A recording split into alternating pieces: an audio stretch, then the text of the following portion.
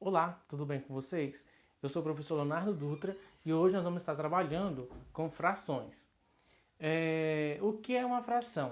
Nada mais é que uma divisão, certo?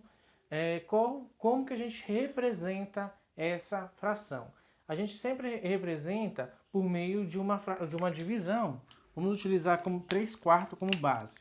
3 sobre 4 sempre vai ser dessa maneira que nós vamos representar, essa maneira que nós mais utilizamos.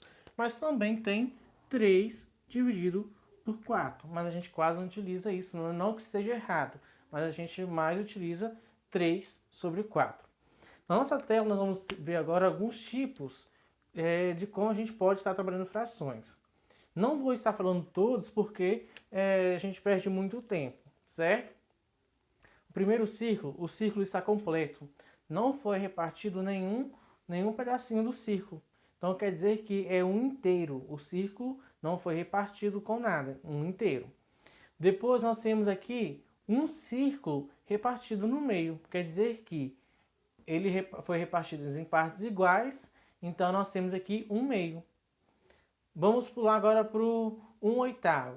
Nós temos um círculo que foi repartido em 8 partes iguais. 1/10. Nós temos um círculo que foi repartido em 10 partes iguais. Voltando para o nosso quadro, nós vamos saber o que é um numerador e o que é um denominador. O numerador é sempre o número de cima. E ele sempre vai nos representar quantas partes que isso foi dividido, que nós vamos usar. Na verdade, desculpa aí. E a parte de baixo, nosso denominador, sempre vai ser as partes em que o algo, o objeto, foi dividido. Então vamos tomar como base esse 3 quartos. Esse 3 quartos aqui, nós vamos determinar qual é o nosso denominador e qual é o nosso numerador. Denominador sempre embaixo, denominador sempre em cima. Então, qual é o nosso denominador? O denominador é o 4. Qual é o nosso numerador? É o 3. Certo? Tá, agora nós vamos ver como que isso é representado, qual é a leitura das frações.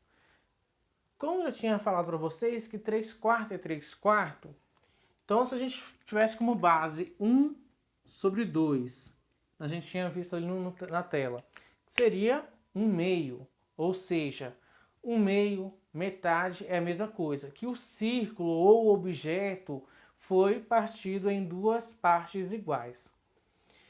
Então, a gente fala sempre que o 2 é meio, metade. Se a gente tivesse aqui 4 terços, 3. Então, 3 significa terços. 4 vai ser o quê? Nosso numerador. O 3 é o nosso denominador. Repare que o 2 e o 3 nós trabalhamos com um nome diferente. Metade e terço. O 4, o 5, o 6, o 7, o 8 e o 9, nós vamos trabalhar da seguinte forma. 1 quarto, 1 quinto, 2 sextos, 7 oitavos, 8 nonos. Quando chegar na casa dos 10, que a gente fala de potência de base 10, quer dizer que nós vamos tratar de décimos. Se for 100, centésimos. Se for 1000, milésimos. Então vamos ver uma representação de base 10. 1/10, 12 centésimo. Base 10, 1/10. 12 sobre 100, 12 centésimo. Base 10, então 10 ao quadrado é 100. Se o número for maior que 10, o que nós vamos fazer? Como a gente vai fazer para resolver isso? Se nós tivermos aqui 2 sobre 14, como que a gente vai ler isso?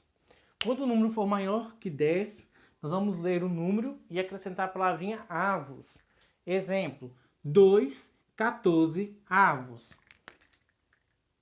3 sobre 21. 3, 21 avos. Na próxima aula, nós vamos ver qual é os tipos de frações que existem. Te aguardo na próxima aula.